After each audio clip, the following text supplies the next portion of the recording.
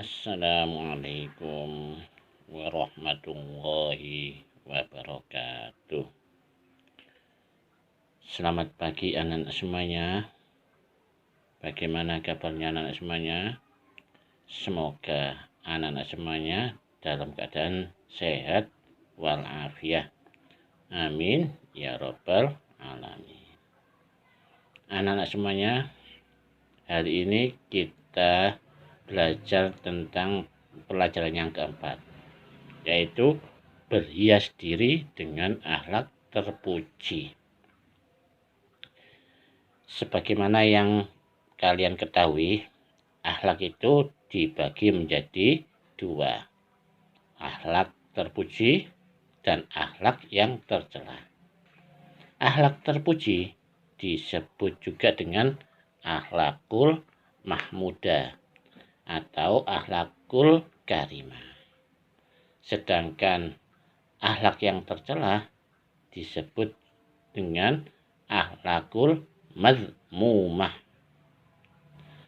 Nah, hari ini kita akan belajar dulu tentang akhlak yang terpuji. Contohnya apa, Pak? Akhlak terpuji itu banyak sekali. Tanggung jawab, adil, kasih sayang, sopan santun, dan sebagainya, dan sebagainya. Nah, mari kita pelajari bersama-sama satu demi satu. Di kelas 6, tepatnya yang di semester 1, kalian akan belajar tentang akhlak yang terpuji. Yang pertama yaitu tanggung jawab. Perhatikan gambar yang 4.1. Ada orang membawa beberapa barang ini. Ya. Ini menunjukkan apa ini? Gambar ini tentang orang yang bertanggung jawab, bekerja, mencari nafkah untuk keluarganya. Ini tanggung jawab, ya. Bagaimana beratnya memikul tanggung jawab. Ini ada timbangan. Timbangan ini menunjukkan rasa keadilan. Nah, ini ada lagi, ada seorang ibu menggendong anak. Ini tanggung jawab siapa? Ibu. Ada tadi ini seskamling, ya, menjaga keamanan. Itu tanggung jawab. Nah, kita belajar tanggung jawab. Sekarang perhatikan, ya, kalian bisa membuka kitab kalian, ya, di kitab kalian, yaitu kitab halaman 45. Silakan dibuka. LKS-nya silakan dibuka halaman 34, ya. LKS-nya dibuka halaman 34, kitabnya dibuka halaman 45. Nah, anak-anak semuanya, apa sih tanggung jawab itu? Tanggung jawab yaitu melaksanakan sesuatu dengan sungguh-sungguh sesuai dengan ketentuan. Itu artinya tanggung jawab. Nah, tanggung jawab ini merupakan bagian penting dari sifat-sifat mulia yang harus dimiliki oleh seseorang. Ya, ini menjadi bagian yang paling penting, ya. Seseorang itu kalau punya tanggung jawab, insya Allah pekerjaan akan sukses, berhasil dikerjakan dengan baik. Kalau anak itu tidak punya rasa tanggung jawab, pekerjaan akan berantakan. Nah, sebagai contoh, apa Pak contohnya, Pak? Contoh yang paling mudah. Kalian adalah pelajar. Tanggung jawab kalian yaitu belajar. Saya ulangi, ya. Tanggung jawab seorang pelajar yaitu belajar. Nah, itu tanggung jawab, ya.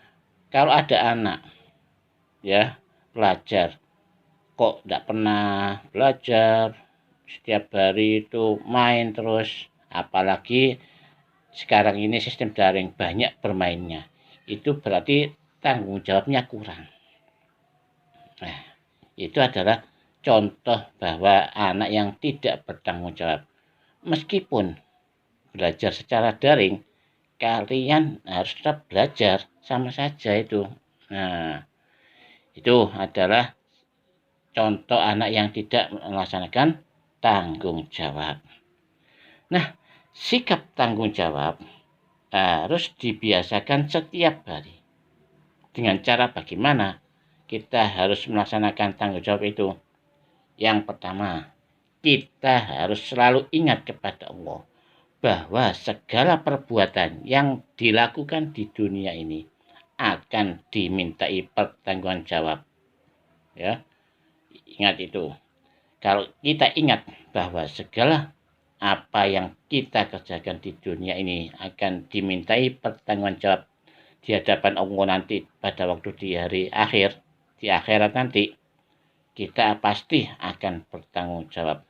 Makanya kita harus selalu ingat bahwa Allah akan mengawasi kita. Segala perbuatan kita pasti akan dipertanggungjawabkan di hadapan Allah. Yang kedua, supaya kita dapat melaksanakan tanggung jawab, kita harus menyadari betapa beratnya amanah yang diberikan kepada manusia. Nah, makhluk Allah yang diberikan amanah yang paling berat yaitu manusia. Ya, di Al-Qur'an sudah jelas disebutkan A'udzubillahi minasyaitonirrajim. Bismillahirrahmanirrahim. Inna aradnal amanata 'alas samawati wal ardi wal jibali wal ardi, ya, dan seterusnya dan seterusnya. Yang diberikan amanat langit, bumi, dan sebagainya tidak mampu melaksanakan tanggung jawab. Ternyata Allah memberikan beban tanggung jawab itu kepada manusia.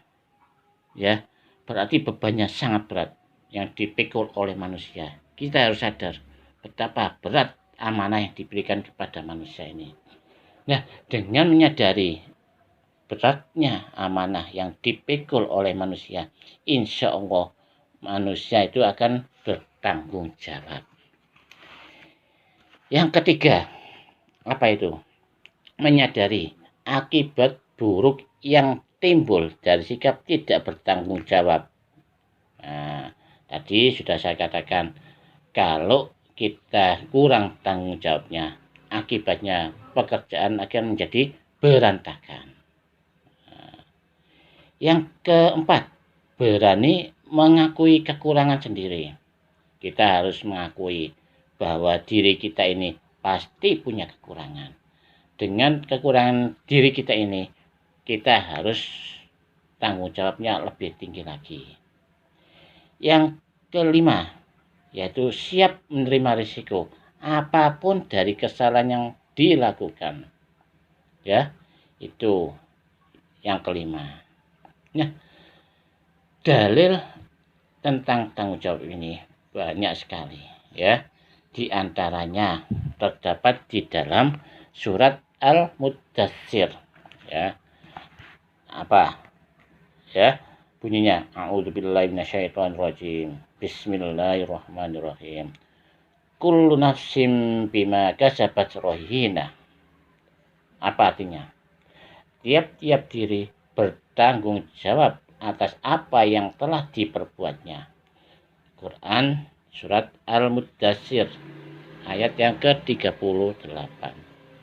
Ya. Di samping terdapat di dalam Al-Quran dalil tentang tanggung jawab, juga terdapat di dalam hadis. Ya, saya ambil yang pendek saja. Sebenarnya di LKS yang kalian punya bisa dilihat halaman 35. Itu terlalu panjang. Saya ambil yang pendek saja. Ya, dalil hadis yang menerangkan tentang tanggung jawab, yaitu kullukum ra'in wa kullukum mas'ulun ar-ra'iyati. Apa artinya? Artinya yaitu setiap kalian adalah pemimpin dan setiap pemimpin akan dimintai pertanggungjawaban atas kepemimpinannya. Dari hadis ini sudah jelas bahwa kita ini adalah pemimpin. Minimal pemimpin dirinya sendiri, ya. Dan setiap pemimpin akan dimintai pertanggungjawab di hadapan Allah, itu pasti ya. Makanya kita harus hati-hati ya. Yang selanjutnya apa, Pak? Di samping kita harus tahu tanggung jawab, nah, manfaat tanggung jawab itu sangat besar, anak-anak. Yang pertama, manfaat tanggung jawab itu dipercaya orang lain. Kalau kita diberi amanah, katakanlah contohnya sebagai ketua kelas, sebagai bendahara. Kalau kita dapat amanah seperti itu, dapat melaksanakan dengan baik, insya Allah orang lain akan percaya kepada kita. Ya, kalau sudah seperti itu, yang kedua manfaatnya menjadi manusia yang berguna. Banyak orang yang percaya kepada kita. Akhirnya kita menjadi manusia yang bermanfaat. Nah, orang yang bermanfaat ini bagi orang lain itu termasuk sebaik-baik manusia. Sebaik-baik manusia yaitu orang yang bisa bermanfaat kepada manusia yang lain. Apa buktinya? Apa dalilnya? Kalau apa itu? Sebaik-baik manusia itu yaitu orang yang bermanfaat bagi manusia yang lain. Yaitu hadisnya seperti ini. Khairun nas anfa'uhum linnas. Sebaik-baik manusia yaitu yang paling banyak memberi manfaat kepada orang lain. Itu manfaat yang kedua. Manfaat yang ketiga dari tanggung jawab yaitu memperoleh pahala dari Allah Subhanahu wa taala. Ini sudah jelas bahwa apa itu manfaatnya sangat banyak sekali. Sudah jelas Allah akan memberikan pahala. Nah, demikianlah materi tanggung jawab ini ya. Ini di kitab kalian ya. Saya ulangi. Di kitab kalian ada contoh-contoh tanggung jawab ya. Dilihat halaman 47. Itu sudah contohnya tanggung jawab. Misalkan lagi kalian habis pinjam di perpustakaan, kembalikan. Namanya dikasih waktu 1 minggu, kembalikan. Habis membaca, kembalikan ke tempatnya. Itu adalah contoh tanggung jawab. Nah, demikianlah anak-anak materi pada hari ini. Semoga materi pada hari ini bisa bermanfaat bagi kalian dan bisa diterapkan di dalam kehidupan sehari-hari. Tidak hanya dipelajari saja, tapi bisa diterapkan di dalam kehidupan sehari-hari. Sehingga kita bisa menjadi manusia yang bermanfaat bagi orang lain. Nah, itulah manfaat kita mempelajari tanggung jawab. Dan akhirnya saya akhiri. Assalamualaikum warahmatullahi wabarakatuh.